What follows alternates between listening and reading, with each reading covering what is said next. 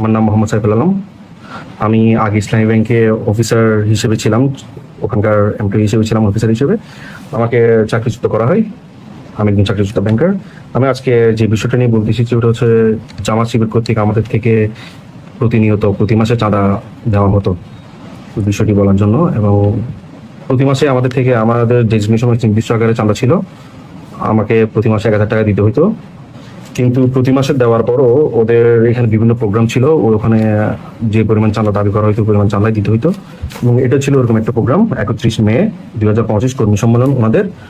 এখানে ওনারা আমার ডেজিগনেশন অনুযায়ী আমার থেকে 5,000 টাকা চাঁদা দাবি করেছিল এবং আমি পরবর্তীতে এটা দিতে রাজি হই নাই এবং আমি প্রতিবাদ করেছিলাম এই চাঁদার বিষয়ে। পরে যখন আমার বিভিন্ন কলিগ এসে আমাকে বললো চাঁদাটা দিয়ে দেন, না হলে ওনারা হয়তো আপনাকে ট্রান্সফার দিয়ে দিতে পারে, পরে আমি বাধ্য হয়ে চাঁদাটা দিয়ে দিই।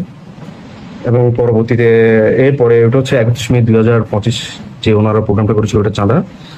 তারপরে আমাকে ট্রান্সফার করা হয় হোসেনপুর শাখায় 19 আগস্ট 2025 আমার ট্রান্সফার অর্ডার আসে এবং আমি ওখানে জয়েন করি 7 সেপ্টেম্বর।